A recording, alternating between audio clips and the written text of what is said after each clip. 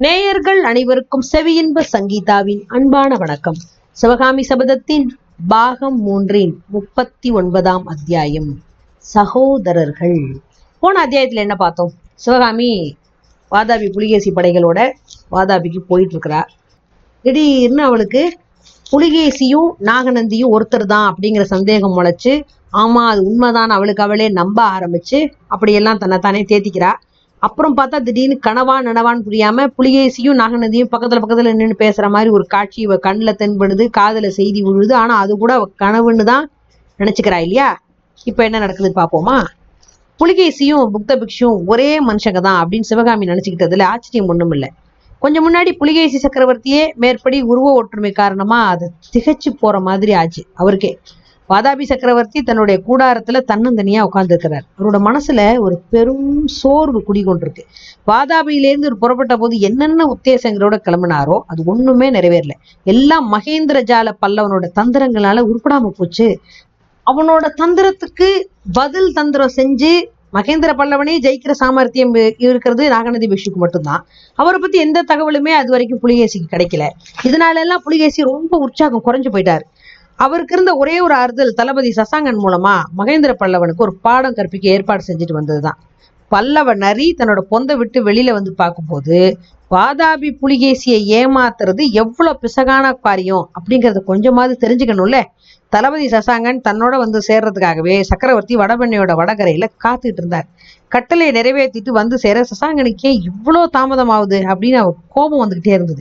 அந்த சமயத்துல தெற்கே இருந்து படை வருது அப்படின்னு கேட்டோன்னே சசாங்கன் தான் வரான்னு நினைச்சுக்கிட்டு அவன் கொண்டு வர்ற செய்தியை கேட்கறதுக்காக ரொம்ப ஆவலோட காத்துட்டு இருக்கிறார்.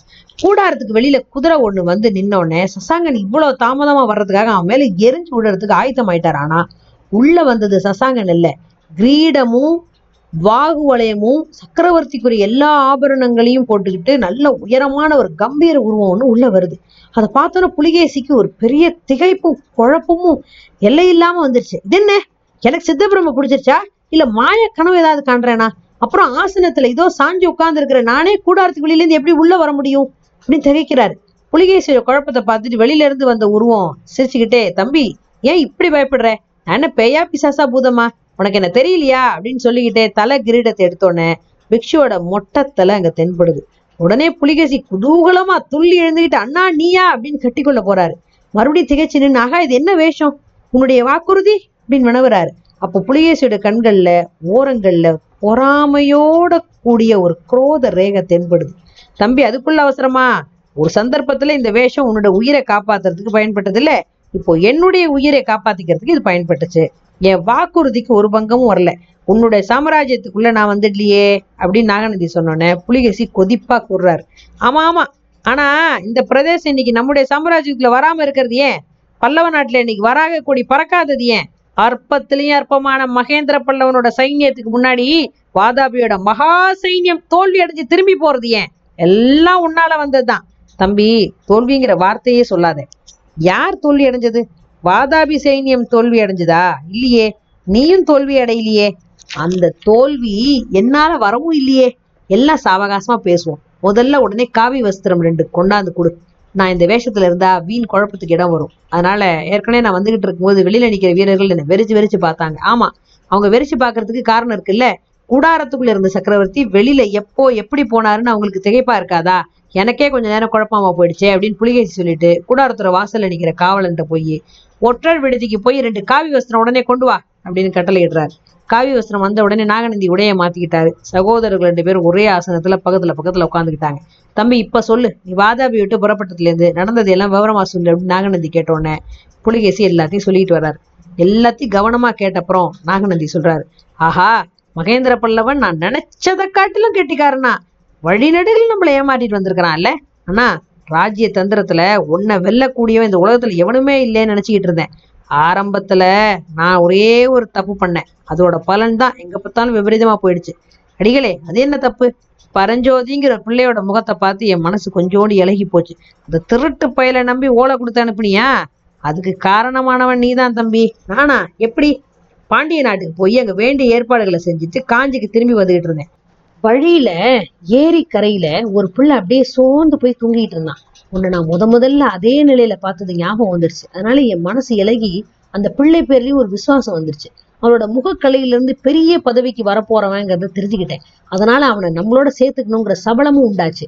அவன்கிட்ட உனக்கு ஓலை கொடுத்து அனுப்பிச்சேன். அந்த ஓலை உன்கிட்ட சேர்ந்து நீ நேரா வந்திருந்தீன்னா காஞ்சி கோட்டையை 3 நாள்ல கைப்பற்றிருக்கலாம். மகேந்திர பல்லவன் உன்னோட காலடியில விழுந்து கிடந்திருப்பான். ஆனா உன்னுடைய ஓலைக்கு மாறா மகேந்திர பல்லவன் எழுதி வச்ச ஓலை தான் என்கிட்ட கிடைச்சது. அதன் பயனாதான் வடபண்ணக்கரையில 8 மாசம் வீணா கழிச்சிட்டோம்.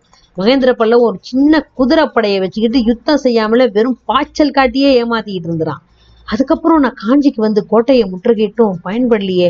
அண்ணா, நான் வாதாபி சிம்மாசனத்துல ஏறினப்புறம் முதல்ல அடைஞ்ச தோல்வி இதுதான். அந்த வார்த்தையை மட்டும் சொல்லாத. தோல்வி எது? யார் தோல்வி அடைஞ்சது? ராஜரீக சாஸ்திரத்துல முதலாவது பாடம் என்னங்கிறது நீ இன்னும் தெரிஞ்சுக்கலையா? தோல்வி அடைஞ்சிட்டதா ஒரு நாளும் ஒத்துக்கொள்ளவே கூடாதுங்கிறதா அந்த பாடம். நீயே தோல்வி அடைஞ்சதா சொல்லிக்கிட்டீங்கன்னா ஊரார்களும் அப்படித்தானே சொல்லுவாங்க. உன் விரோதிகளும் அந்த மாதிரிதான் சொல்லுவாங்க. தேசம் எங்கிலும் புலிகேசி சக்கரவர்த்தி தோல்வி அடைஞ்சிட்டாருங்கிற செய்தி பரவுமே. ஹர்ஷவர்தன் காதலையும் அது எட்டும். மகேந்திர பல்லவன் பொய்யா எழுதினபடி ஒருவேளை உண்மையிலே நடந்தாலும் நடக்கலாம். நர்மதையை கடந்து அர்ஷனுடைய சைன்யம் உன் ராஜ்யத்துக்குள்ள வரலாம். தோல்விங்கிற வார்த்தையுமே சொல்லாதே தம்பி.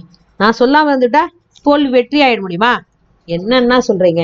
மறுபடியும் தோல்வியை கட்டிக்கிட்டு ஏன் அழற? என்ன தோல்வியை நீ அடைஞ்சிட்ட? யோசிச்சு பாரு. கடல் மாதிரி சைன்யத்தோட திக்விஜயம் செய்ய தென்னாட்டை நோக்கி புறப்பட்ட, வைஜெயந்தியை அழிச்ச, வடபண்ணக்கரையில பல்லவ சைன்யத்தை நிர்மூலம் பண்ண, காஞ்சி கோட்டையை முற்றுகையிட்ட, தெற்கே கொள்ளிடக்கரை வரைக்கும் போன, பல்லவன் சிறைப்படுத்தியிருந்த துர்விநீதனை விடுதலை செஞ்ச, காவேரி கரையில தமிழகத்தின் மூவேந்தர்கள் சேர சோழ பாண்டியர்கள் வந்து உன் அடிபணிஞ்சு காணிக்கை செலுத்தினாங்க. ஆனா சோழன் வரவில்லையே. சோழன் வராட்டி களப்பாளன் வந்தான். இதையெல்லாம் யார் விசாரிக்க போறாங்க தம்பி?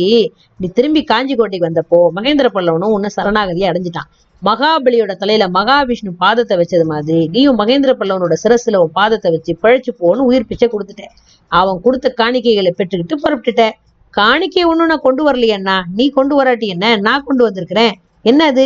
இன்னைக்கு ராத்திரி காட்டுறேன். மேற்படி விவரம் எல்லாம் உத்தர பாரத தேசத்துல பரவும் போது நீ திக்விஜயம் செஞ்சு வெற்றி முழக்கத்தோட திரும்பினேன்னு தான் சொல்லுவாங்க. தோல்வி அடைஞ்சு வந்ததா யாரும் சொல்ல மாட்டாங்க.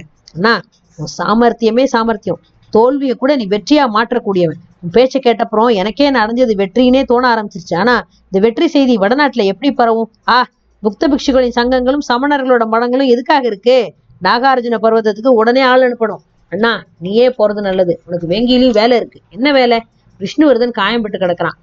போன வருஷம் அவன் ஜெயித்த வேங்கி ராஜ்யத்திலையும் இப்ப எங்க பார்த்தாலும் ஒரே கலவரமா. அதுக்கு நான் போய் என்ன செய்யட்டும்? நீ போய்தான் அவனுக்கு யோசனை சொல்லி உதவணும். உன்னால முடியாத காரியம் ஒண்ணும் இல்லைன்னா தோல்வியையும் நீ வெற்றி ஆக்கிடுவ. என்னால இப்போ வேங்கிக்கு போக முடியாது. ஏன்? காரணம் இருக்கு. அதை சொல்லேன். ராத்திரி சொல்றேன் தம்பி. சூரியன் அஸ்தமனம் ஆகி நாளா அப்புறம் இருள் சூழ்ந்துருச்சு. பூர்ண சந்திரன் உதயமாக போகுது. இந்த கூடாரத்துக்குள்ளேயே அடைஞ்சு கிடப்பானே, வா வெளியில போலாம். ஆமா, பிரகிருதியின் சௌந்தரியங்கள் அநியாயமா வீணா போகுது அப்படின்னு பரிகாச குரல்ல சொல்லிட்டே புலிகேசி சக்கரவர்த்தி எழுந்திருக்கிறார். உனக்கு எவ்வளவோ பாக்கியங்கள் இருந்தாலும் என்ன பயன்? சௌந்தரியத்தை அனுபவிக்கிற பாக்கியம் மட்டும் இல்லை அப்படின்னு சொல்லிக்கிட்டே நாகநந்தி எழுந்திருக்கிறாரு. சகோதரர்கள் 2 பேரும் ஒத்த வயதுடைய ஆத்ம சிநேகிதர்கள் மாதிரி கை கோத்துக்கிட்டு வெளியில போறாங்க.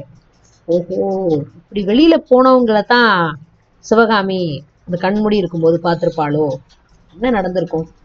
மேற்கொண்டு என்ன நடந்திருக்கும் தெரிஞ்சுக்கணும்னா அடுத்தடுத்த அத்தியாயம் வரைக்கும் கொஞ்சம் காத்திருக்கணும். செவி இன்பத்துக்கு தொடர்ந்து உங்க ஆதரவு கொடுக்கணும். செவி இன்பத்துக்கு சப்ஸ்கிரைப் பண்ணணும். உங்க நண்பர்களுக்கும் சொல்லணும். செவி இன்ப லிங்கை உங்க நண்பர்களுக்கும் ஷேர் பண்ணுங்க. நன்றி.